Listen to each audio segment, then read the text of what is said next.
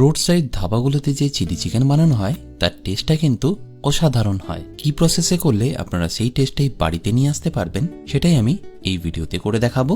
সাথে একটা egg fried রাইসের রেসিপি থাকবে যেটা কোনো রকম ঝামেলা ছাড়াই আপনারা ইজিলি বানিয়ে নিতে পারবেন। আর এই একই ভিডিওতে দুটো রেসিপি করে দেখানোর কারণ যাতে আপনারা ডিনারে এটা খুব ইজিলি করে নিতে পারেন। রান্নাগুলো পারফেক্টলি করার জন্য সাথে অবশ্যই থাকবে অনেক tips and tricks. By the way, আমি শেফ অতনু, আপনারা দেখছেন অতনুর রান্নাঘর। আর আজকে আমাদের recipe dhaba style chilli chicken ও এগ ফ্রাইড রাইস। তাহলে ধাবা স্টাইল চিলি চিকেনটা বানানোর জন্য আমি এখানে সবার প্রথম চিকেনটাকে কেটে নেব। চিলি চিকেন চাইলে আপনারা উইথ বোনও বানিয়ে নিতে পারেন, বাট আমি এখানে চিকেন ব্রেস্ট নিয়ে নিয়েছি বোনলেস বানিয়ে নেওয়ার জন্য। আর সেটাকে এইভাবে 3 ভাগ করে নিচ্ছি। আচ্ছা, এখানে একটা ছোট্ট টিপস, চিকেনটা কাটার সময় এইভাবে সোজাসুজি কাটবেন না, ছুরিটাকে একটু কারাচে করে এইভাবে কেটে নেবেন। তাহলে দেখবেন প্রত্যেকটা পিসই একদম সমান সমান হবে। আর একটু পাতলা হয়ে যাওয়ার কারণে এটা খুব তাড়াতাড়িও ফ্রাই হবে। তাই অতি অবশ্যই যদি চিকেনটা কেটে নিতে হয় তাহলে এই পয়েন্টগুলো নিশ্চয়ই মাথায় রাখবেন। এবার পুরো চিকেনটা কাটা হয়ে গেলে এটাকে কিভাবে ম্যারিনেট করতে হবে দেখে নিন। প্রথমে দিয়ে দিন 1 চা চামচ আদা রসুন বাটা, আর ফ্লেভারটা একটু ভালো করার জন্য দিয়ে দিন একটা ডিম। এবার লাগছে স্বাদ মতো নুন, রঙের জন্য কাশ্মীরি লঙ্কার গুঁড়ো, সাথে গোলমরিচ গুঁড়ো আর 1/2 চা চামচ গরম মশলা। এবার বাইন্ডিং এর জন্য দিয়ে দিতে হবে 2 চা চামচ কর্নফ্লাওয়ার আর 1 চা চামচ ময়দা। ব্যাস, এবারই সবকিছুকে একবার ভালো করে মিশিয়ে নেবেন। আপনারা তো নিশ্চয়ই খেয়াল করেছেন আমি এখানে লঙ্কার গুঁড়ো আর গরম মশলা ব্যবহার করেছি, যেটা ধাবা স্টাইল চিলি চিকেনে কিন্তু অবশ্যই দিয়ে দিতে হবে। বাট লঙ্কার গুঁড়োর পরিবর্তে তারা ফুড কালার ব্যবহার করে। আমি রেকমেন্ড করব কোনো রকম আর্টিফিশিয়াল কালার এখানে ব্যবহার না করার। আর এই মিক্সচারটা একটু স্মুথ করার জন্য দিয়ে দিচ্ছি 1 চা চামচ সাদা তেল। আর তারপর ভালো করে মিশিয়ে রেখে দিতে হবে মিনিমাম 10 থেকে 15 মিনিট। আর ততক্ষণ আমি একটা সসপ্যানে জল নিয়ে তাতে বয়েল করে নিচ্ছি 8 থেকে 10টা গোটা শুকনো লঙ্কা। 30 থেকে 40 সেকেন্ড রাখলেই দেখবেন শুকনো লঙ্কাগুলোর রং খুবই উজ্জ্বল হয়ে যাবে। তাই এবার ঠান্ডা করে পেস্ট করে নিলে রেড চিলি পেস্টের কালারটা খুবই সুন্দর আসে। আশা করি এই ছোট ছোট টিপসগুলো আপনাদের নিশ্চয়ই কাজে লাগবে। এবার চিকেনটাকে ফ্রাই করে নেওয়ার জন্য আমি এখানে একটা চাইনিজ কড়াই নিয়ে নিচ্ছি, আর তাতে ফ্রাই করার জন্য দিয়ে দিচ্ছি সাদা তেল। এবার তেলটা ভালো করে গরম হয়ে গেলে চিকেনগুলোকে আমি দিয়ে ভালো করে ফ্রাই করে নেব। পুরো চিকেনটা একবারে দিয়ে দেবেন না, ব্যাচ ওয়াইজ ভেজে নিলেই ভালো।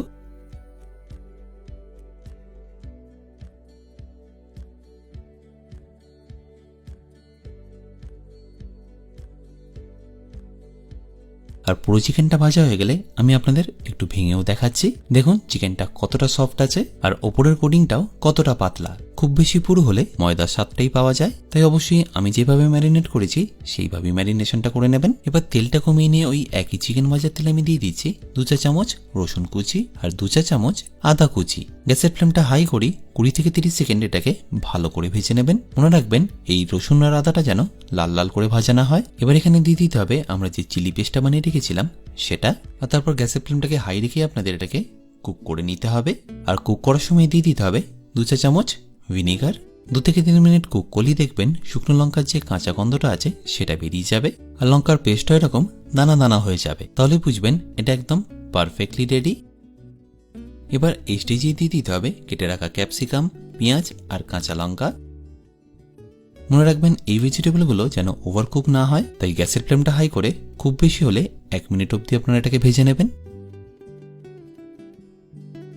তারপর কি কি সস দিতে হবে সেটা দেখে নিন। প্রথমেই দিচ্ছি 1.5 কাপ টমেটো কেচাপ, সাথে 2 চা চামচ রেড চিলি সস, আর সবশেষে 1 চা চামচ ডার্ক সয়া সস। ব্যাস, এখানে আপনাদের আর কোনো সস ব্যবহার করতে হবে না। এরপর অবশ্যই দিয়ে দেবেন স্বাদ মতো নুন আর 1 চা চামচ গোলমরিচ গুঁড়ো। টমেটো কেচাপের টকটা ব্যালেন্স করার জন্য সামান্য একটু চিনি। আর এখানে আজিনোমোটোটা অপশনাল, যেহেতু সব ধাবা স্টাইলে এটা ব্যবহার করা হয় তাই আমি ওখানে দিয়ে দিলাম। আপনারা চাইলে এটাকে স্কিপও করতে পারেন। ব্যাস, ফাইনালি এটাকে একবার ভালো করে মিশিয়ে নিন। আর মেশানো হয়ে গেলে দিয়ে দিন ভেজে রাখা চিকেনগুলো। আপনারা যদি ড্রাই চিলি চিকেন পছন্দ করেন তাহলে এরপরে আপনারা আর কোনো রকম জল ব্যবহার করবেন না। এটাকে ভালো করে মিশিয়ে নিলেই ড্রাই চিলি চিকেন কিন্তু পারফেক্টলি রেডি। বাট যেহেতু আমি এখানে রাইসের সাথে পরিবেশন করব তাই গ্রেভির জন্য আমি এখানে ব্যবহার করছি জল। বাট যদি আপনারা টেস্টটা আরো ভালো চান সেক্ষেত্রে আপনারা এখানে চিকেন স্টকও ব্যবহার করতে পারেন। আর জল দেওয়ার পর এখানে ভালো করে ফুটে গেলেই দিয়ে দিতে হবে কর্নস্টার্চ, যেটাকে আমি আগে থেকে একটু জলের মধ্যে গুলে রেখেছিলাম। আর দেওয়ার সাথে সাথে দেখবেন এটা বেশ অনেকটাই ঘন হয়ে আসবে।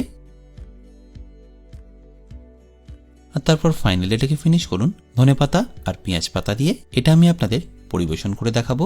বাট তার আগে আমি এখানে খুব তাড়াতাড়ি এগ ফ্রাইড রাইসটা বানিয়ে দেখাচ্ছি। এগ ফ্রাইড রাইসের জন্য আমি এখানে ভেজিটেবলগুলো আগে থেকেই কেটে রেখেছিলাম। আর ভেজিটেবল বলতে লাগছে ক্যাপসিকাম, গাজর, বাঁধাকপি, বিনস আর কাঁচা লঙ্কা। ফ্রাইড রাইসের জন্য আপনারা এই ভেজিটেবলগুলো কিভাবে কাটবেন, এছাড়াও কোন রেসিপির জন্য কোন ভেজিটেবল কাটলে সময়টা ও টেক্সচারটা দুটোই ভালো আসে, সেটা আপনারা জানতে পারবেন আমার বেসিক কুকিং কোর্সে। এছাড়াও এই কোর্সে পেয়ে যাবেন বিভিন্ন রকম মশলা, স্যালাড, ম্যারিনেশন, ডিমের বিভিন্ন রেসিপি। এছাড়াও ঘরোয়া যে নিত্য প্রয়োজনীয় রান্নাগুলো করেন সেগুলোর টেস্ট আরও কিভাবে বেড়ে যাবে সেটাও আমি সেই কোর্সে দেখিয়েছি। আর কোর্সের প্রাইসটা রেখেছি খুবই মিনিমাম, যাতে সবাই আপনারা এটা কিনে নিতে পারেন। আর এটা কিনে নিতে পারবেন আমার নিজস্ব ওয়েবসাইট www.otanurannaghar.com থেকে। এছাড়াও লিঙ্ক আমি ডেসক্রিপশনে দিয়ে রাখছি। আর তারপরেও যদি আপনাদের কোনো রকম অসুবিধা হয় তাহলে এই হেল্পলাইনে আমার সাথে যোগাযোগ করতে পারেন। এবারে এগ ফ্রাইড রাইসটা বানানোর জন্য আমি এখানে নিয়ে নিচ্ছি একটা কড়াই, আর তাতে ডিমটা ভাজার জন্য দিয়ে দিচ্ছি 2 চা চামচ সাদা তেল। এবার তেলটা গরম হয়ে গেলে আমি এখানে 4টে ডিমকে ভালো করে ফেটিয়ে নেবো। আর ফেটানো হয়ে গেলে ডাইরেক্টলি দিয়ে দেবো তেলের মধ্যে। আর দেওয়ার সাথে সাথে দেখবেন ডিমটা এইভাবে ভালো করে ফুলে যাচ্ছে। আর এর সাথে সাথে আপনাদের দিয়ে দিতে হবে নুন আর গোলমরিচ। তেলের হিটটা যদি কম থাকে সেক্ষেত্রে ডিমটা কিন্তু এইভাবে ফ্লাফি হবে না, তাই অতি অবশ্যই তেলের টেম্পারেচারটা আপনারা হাই রাখবেন। এবার ডিমটাকে একটু ভালো করে ভেজে নিয়ে আমি আলাদা করে তুলে রাখছি। এবার ফ্রাইড রাইসটা বানানোর জন্য আমি ওই একই কড়াইতে তেল নিয়ে নিচ্ছি, আর তাতে দিয়ে দিচ্ছি 2 চা চামচ রসুন কুচি, সাথে 2 চা চামচ আদা কুচি। একটু ভাজা হয়ে গেলে দিয়ে দেবো কেটে রাখা গাজর, বিনস আর কাঁচা লঙ্কাটা।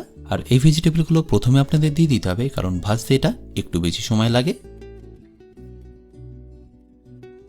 30 থেকে 40 সেকেন্ড ভেজে নেওয়ার পরে আমি এখানে ক্যাপসিকাম আর বাঁধাকপিটাও দিয়ে দিচ্ছি। আর অবশ্যই এখানে নুন আর গোলমরিচটা দিতে ভুলবেন না। আর এগুলোকে ভেজে নিতে হবে গ্যাসের ফ্লেমটা হাই রেখেই। এবার এর সাথে আর কি দিয়ে দিতে হবে দেখে নিন। প্রথমেই দিয়ে দিচ্ছি 2 চা চামচ ভিনিগার,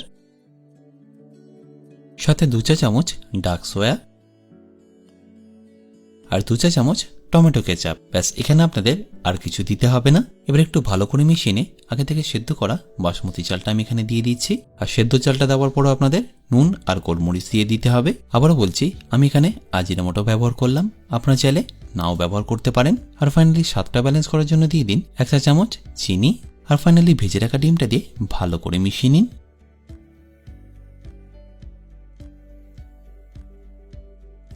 তাহলে দেখতেই পেলেন এগ ফ্রাইড রাইস বানানো কতটা সিম্পল। আর চাইলে সবশেষে একটু পেঁয়াজ পাতা আপনারা ব্যবহার করতে পারেন।